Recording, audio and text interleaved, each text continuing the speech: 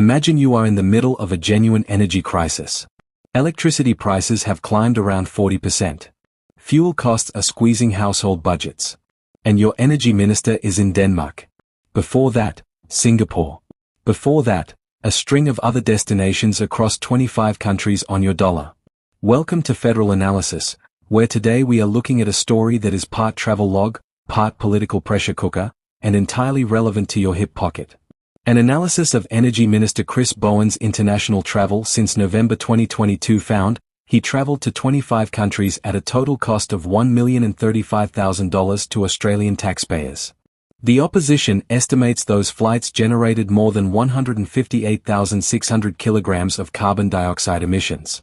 Which, if you are keeping score at home, is a fairly notable figure for a minister whose portfolio is built around reducing Australia's carbon footprint. Now before we get into the debate, let's establish what Bowen was actually doing on these trips, because context matters here. Bowen this week traveled to Denmark for the Copenhagen Climate Ministerial meeting after recently being appointed COP President of Negotiations ahead of the next United Nations Climate Summit. That is a substantive international role. Australia did not win the bid to host COP31, that went to Turkey, but Bowen secured the presidency of negotiations, which carries real diplomatic responsibilities. A spokesperson for the minister defended the travel, arguing international engagement was necessary to advance Australia's renewable energy agenda and that overseas trips were only used when alternatives like video conferencing were ineffective. The 2026-27 budget has allocated $50 million for delivering on Australia's COP31 agenda, $79 million for extending Australia's international climate change engagement, and a further $147 million for standing with Pacific partners through Australia's COP role. So the travel bill sits within a much larger government commitment to climate diplomacy, and Bowen's office argues the international work is building the relationships and credibility that underpin that broader agenda. That is the government's case. It is coherent. It is also, conveniently, very expensive.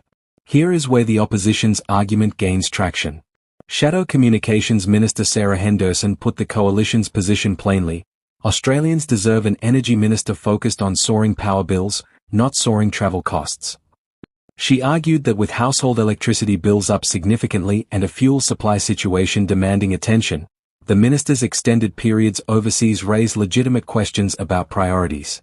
Shadow Transport Minister Bridget McKenzie added that with an energy crisis unfolding domestically, the minister should be more actively engaged at home ensuring power and fuel costs remain manageable for Australian families.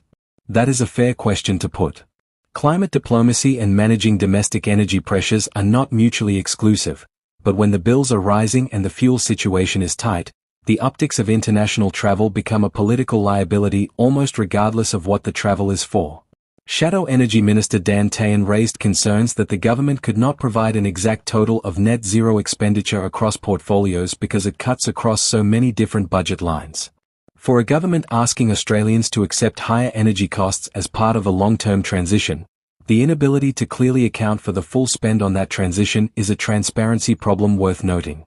The broader debate here is really about competing definitions of what an energy minister's job actually is in 2026. If you believe climate diplomacy and building Australia's international clean energy credentials are core to the role, then the travel is a feature, not a bug. If you believe the immediate priority is domestic energy affordability and supply security, then the international calendar looks like a distraction. Most Australians are probably somewhere in the middle. They support action on climate change, and they also need to pay their power bill. What they are less comfortable with is the sense that those two things are being managed as separate conversations. The political pressure on Bowen is real and it is likely to continue. His office will keep arguing the international work is essential. The opposition will keep pointing at the travel figure and the rising bills. And Australian households will keep making that calculation at the meter box every quarter. That is your Federal Analysis for today. Drop a comment with your take. Is international climate diplomacy worth the cost, or should the focus be closer to home? Subscribe for more sharp daily breakdowns, and we will see you in the next one.